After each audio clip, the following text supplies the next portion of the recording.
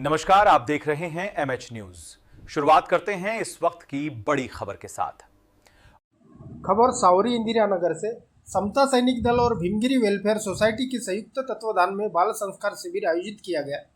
इस कार्यक्रम की अध्यक्षता समता सैनिक दल के महाराष्ट्र बौद्धिक प्रमुख नरेश ताकसांडे ने की।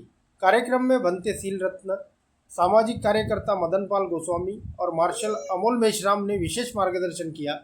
शिविर का मुख्य आकर्षण बच्चों का सर्वांगीण विकास रहा। यहाँ बच्चों को martial art, personality development, self defence और व्यसन मुक्त समाज निर्माण के गुर सिखाए गए।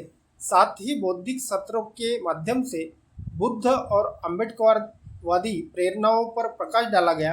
यह सफल आयोजन भंडारा जिला बौद्धिक प्रमुख मार्शल आदेश राऊत के मार्गदर्शन पर हुआ। आणि ग्रुप डिस्कशन करून खूप चांगल्या पद्धतीने त्यांनी ठेवण्याचा प्रयत्न केला। Next group. जय भीम। मेरा नाम है और सर मेरे को टॉपिक मिला है मेंटली पर्सनालिटी डेवलपमेंट ग्रुप बी।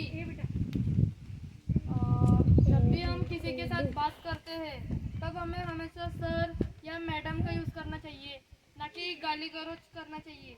हमें किसी से झूठ नहीं बोलना चाहिए जिससे कि वो हमारे जिससे वो मतलब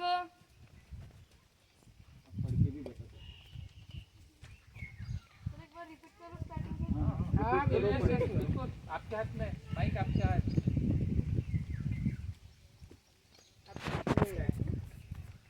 सभी लोगों को रिस्पेक्ट देना चाहिए जब हम बात करते हैं।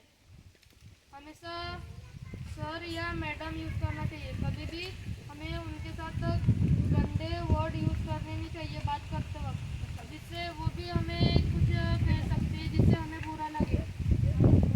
हमें कभी किसी से झूठ नहीं बोलना चाहिए, कभी किसी से ऐसी बात करनी नहीं चाहिए जिससे उसको हर्ट हो। कभी किसी का सामान चुराना नहीं चाहिए, जिससे हमारी मेंटेलिटी में एक चीज़ आती कि मैं वो सामान चुराऊंगा, इस बार वो चला गया, अभी मैं तुरंत चला जाता हूँ।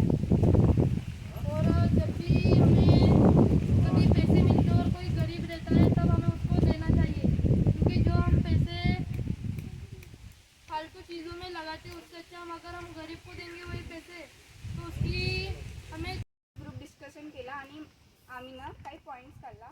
अंधश्रद्धावर विश्वास नाही करावे, हमेशा प्रॅक्टिकल विचार करावे।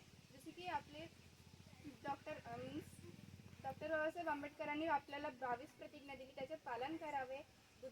डॉक्टर गौतम बुद्धांनी आपल्याला मार्गदर्शन दिले, त्यांचा पण विचारांनी चालले पाहिजे, त्यांचे विचार पण आपल्या मनात ठेवून सगळ्यांनी काम करावे। आणि माझ्याकडे एक स्टोरी आहे, गौतम बुद्धाची स्टोरी आहे माझ्याकडे। ते म्हणजे एकदा एक माणूस होता, तो गौतम बुद्धाची खूप चेष्टा करायचा, खूप अति जास्त। त्यांच्या मनात खूप राग होता गौतम बुद्धाबद्दल। तर ते एकदा नाही का गौतम बुद्ध एकदा एका ठिकाणी गेले आणि त्यांचं तिथे मार्गदर्शन होता। तर तो माणूस म्हणाला मी तिथे जाऊन गौतम बुद्धाची खूप चेष्टा करेन खूप। तर गौतम बुद्ध मार्गदर्शन देत होते, तेव्हा नाही का तो माणूस म्हणाला खूप म्हणजे अतिशय खूप जास्त म्हणाला आणि नाही का त्यांना शिवा दिला, त्यांच्या तोंडावर थुंकलं सुद्धा। मग तो नाही का माणूस थकून गेला आणि म्हणाला मी इतकं तुम्हाला बोललो, तुम्हाला काही वाटलं नाही का? गौतम बुद्ध म्हणाले तू थकलास पण मी काहीही म्हणजे मला काही वाटलं नाही, कारण की मी आपल्या जागेवर बरोबर आहे, मला का काही वाटेल? तू आपल्या जागेवर गलत आहे म्हणून तू थकलास आणि तू आता काय म्हणते माझी चेष्टा करणं बंद केलं।